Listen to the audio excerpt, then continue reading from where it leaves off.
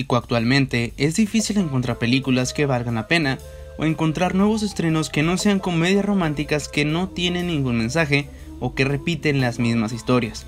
Pero si bien la época de oro de nuestro cine nacional acabó desde hace mucho, aún existen cintas mexicanas contemporáneas genuinamente destacables que me hacen valorar las propuestas de sus cineastas, así como las técnicas usadas para transmitir un mensaje que inclusive puede trascender. Y desde hace tiempo les había mencionado que hablaríamos de Luis Estrada en el canal, un director mexicano que no tiene miedo de tocar temas que puedan ser controversiales o inclusive acreedores de censura. Nos sorprende que películas como El Infierno, que muestra sin romanticismos el narcotráfico en México, haya sido censurada en su estreno, o que La Dictadura Perfecta haya tenido problemas para ser distribuida. Pero cada una de sus películas tiene un mensaje digno de analizar, además de aspectos técnicos que son bastante destacables. Y es por ello que en esta primera parte de esta serie de videos les explicaré a detalle cómo La Ley de Herodes es un crudo reflejo de la política mexicana, y cómo, a pesar de tener más de 20 años de ser estrenada, sigue creando impacto por lo acertada que es hasta nuestro crudo presente.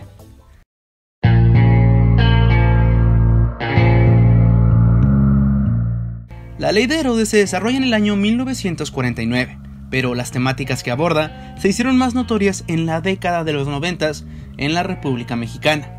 Mientras que en la película se retrata el sexenio del presidente Miguel Alemán, esta obra fue escrita y filmada en el gobierno de Ernesto Zedillo Ponce de León, un gobierno que estuvo marcado desde un principio por sangre, corrupción y engaños. Verán, una corta clase de historia mexicana. Como es bien sabido, en el año 1994, el país cambió para siempre. No es sorpresa para nadie cuando se busca el responsable de una de las crisis económicas más grandes de la nación. Y ese hombre es el expresidente Carlos Salinas de Gortari. Carlos Salinas demostró sus aspiraciones políticas desde temprana edad. Utilizó vehículos presidenciales cuando aún no era el jefe de la nación, y su padre fue calificado como voraz e inmoral por el Centro de Inteligencia Mexicano a finales de la década de los 70. Sobre el padre del exmandatario, Raúl Salinas Lozano, la DFC se explicó que en todas partes mala fama dejó, en especial cuando fue secretario de Estado en los gobiernos de Adolfo Ruiz Cortines, Adolfo López Mateos y de José López Portillo. En simples palabras, la ambición de Salinas gobernó al país desde 1988 hasta 1994. Si bien las reformas económicas de Salinas de Gortari ayudaron a estabilizar momentáneamente al país, su costo fue el aumento de personas en condición de pobreza. De acuerdo con datos de la Secretaría de Desarrollo Social, ahora Secretaría del Bienestar, al final de la gestión de Salinas, el porcentaje de la población en pobreza era de 52.4% en el país. En 1994, el asesinato de Luis Donaldo Colosio marcó al país. Por años se ha mencionado a un culpable, inclusive ha sido acusado formalmente. Pero como dijo el senador Félix Salgado, la impunidad de la plutocracia mexicana es la que vuelve a la democracia en un sistema disfuncional. ¿Quién es el autor intelectual de estos crímenes?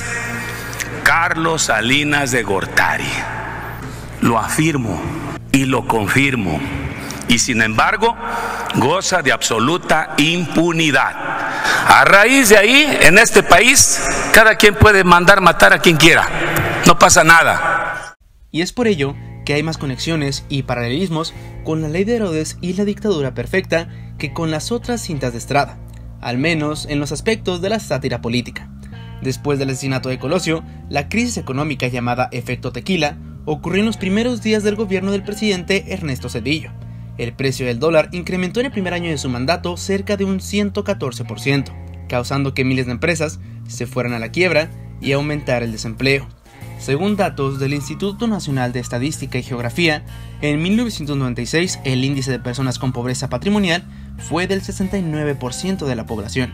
Y podría durar mucho más tiempo relatándoles los fraudes y asesinatos que se efectuaron durante la historia política de México solamente de los últimos 20 años. Pero al menos hasta 1999 había un patrón, un partido que había durado más de 70 años en el poder.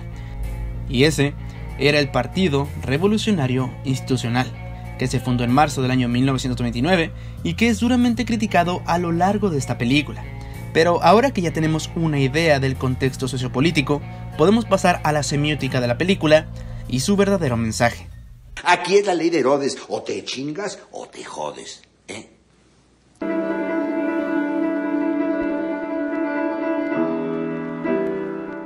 Uno de los aspectos que como estudiante de cine puedo destacar de esta película es su guión y la forma en la que se usa la sátira, porque estamos acostumbrados a que cuando alguien menciona sátira, confundirla con parodia, y aunque sean demasiado parecidas, no son lo mismo. La parodia es la representación de una obra, género y persona con humor, y la sátira es usar todo este método, pero para ejercer una opinión, o en este caso una crítica al sistema político de México, como lo hace Estrada, y comienza de una forma casi humorística a relatarse la historia de Juan Vargas, interpretado por Damián Alcázar, y es desde el primer minuto de la cinta que los simbolismos tanto en el guión como en algunos planos empiezan a dar ciertas anticipaciones en la historia. La película comienza con un hombre sacando dinero de una oficina, y parece un robo a simple vista debido a que no tenemos ningún tipo de contexto, pero verdaderamente este es el presidente de este pueblo rural donde se desarrolla la cinta en su mayor parte. Pero en un momento explico eso. Me gusta este plano a detalle donde vemos a la Constitución, y más cuando vemos que el presidente abre la misma y saca el dinero. Después toma un retrato del presidente alemán, lo rompe y saca más billetes.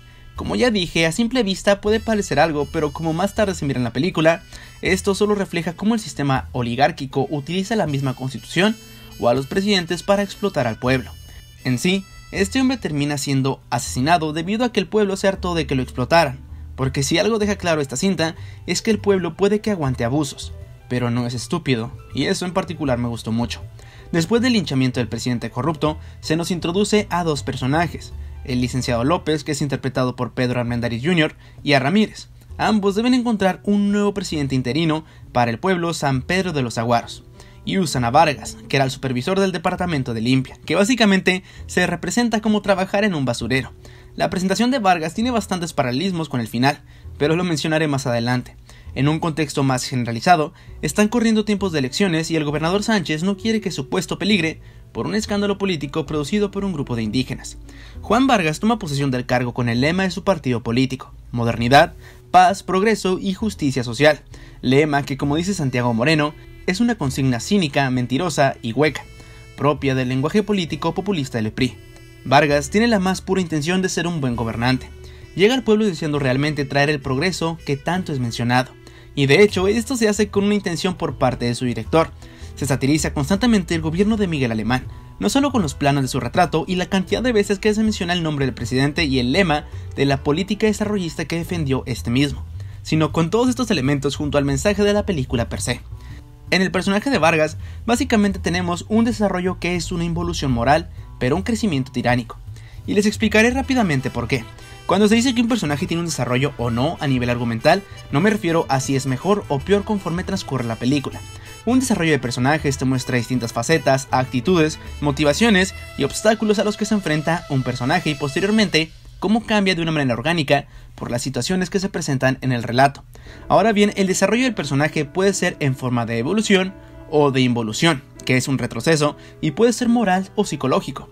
Y lo que al principio del filme se presenta como un inocente hombre afiliado al partido y con ganas de ser un buen gobernante, termina con un tirano con las manos llenas de sangre, aspirando a tener más poder. En una parte del filme, Vargas va con su jefe López a exigirle más presupuesto para mejorar las condiciones del pueblo, y es allí cuando se introducen dos simbolismos que marcan el resto de la película. Es interesante resaltar el simbolismo de las dos cosas que le entregan para llevar a cabo su trabajo: la pistola y la Constitución, o sea, la capacidad de ejercer violencia y la de administrar la ley. El Estado es así reducido a una herramienta de coacción al servicio de unos pocos frente a la gran mayoría. En esta película es cuando sutilmente Estrada comienza a hacer una crítica a la plutocracia del país. Pero, ¿qué es plutocracia? Lo que implica la plutocracia es que las personas que dominan los recursos materiales de un país también ostentan del poder político.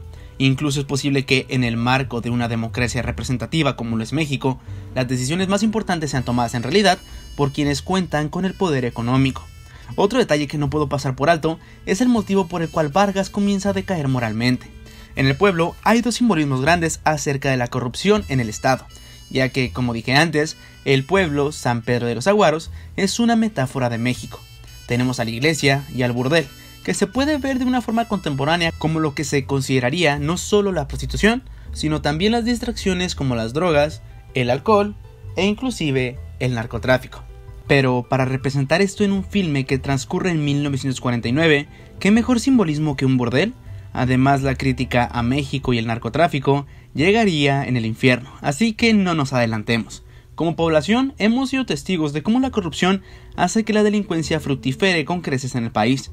El gobierno parece incapaz de frenar la violencia, pero ¿realmente están intentando frenarla o también la usan para explotar a la población?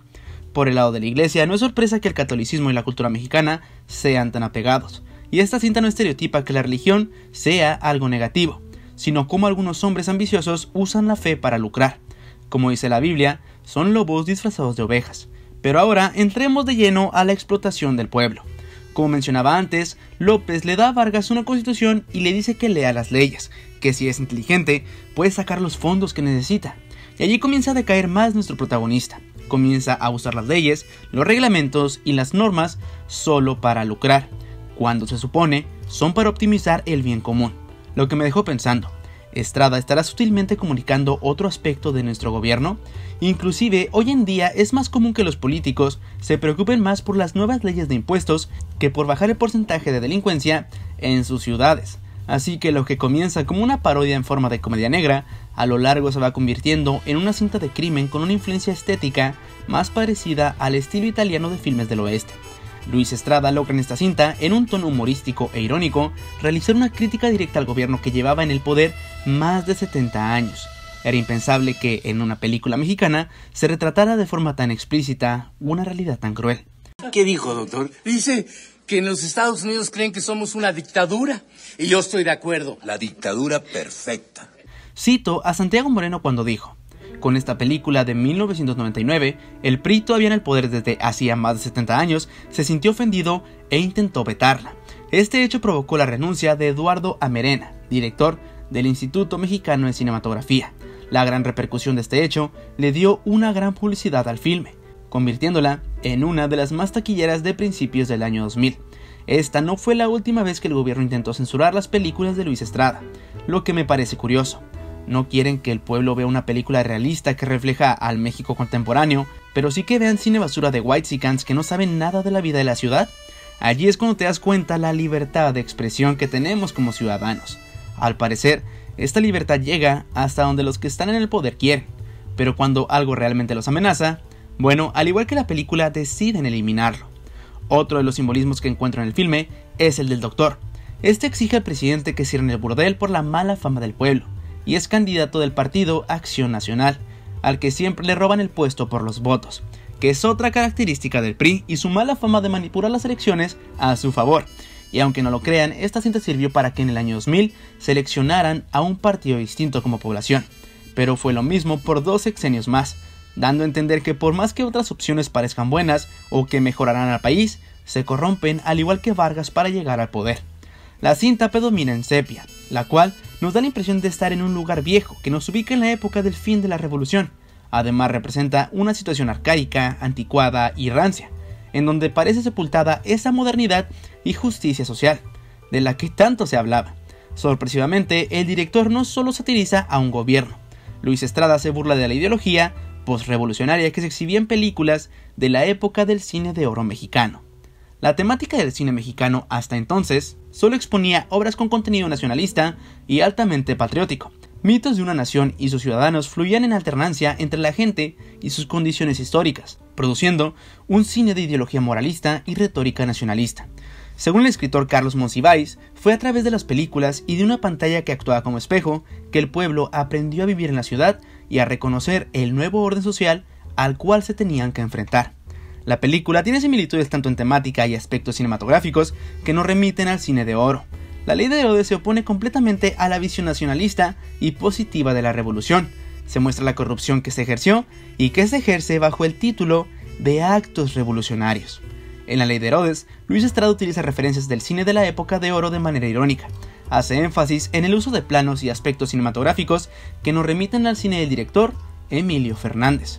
En la época de oro, Emilio Fernández y el cinematógrafo Gabriel Figueroa hacían uso de planos en donde se mostraban hermosos paisajes de la provincia mexicana. Luis Estrada imita esta estética burlándose del dúo del cine de oro, sin mostrar a los indígenas y el campo con el mismo idealismo e ingenuidad con el que lo hacía Emilio Fernández. Y esto es curioso, parece con los años que México quiere olvidar sus raíces, y lo vemos más hoy en día, con el clasismo que impera en la sociedad. Ya todos presumen sus raíces europeas y se perdió la cultura rural e indígena, que es bastante rica por modernidad y urbanidad. ¿Será que México quiere fingir algo que no es? Solo piensen un momento en ello.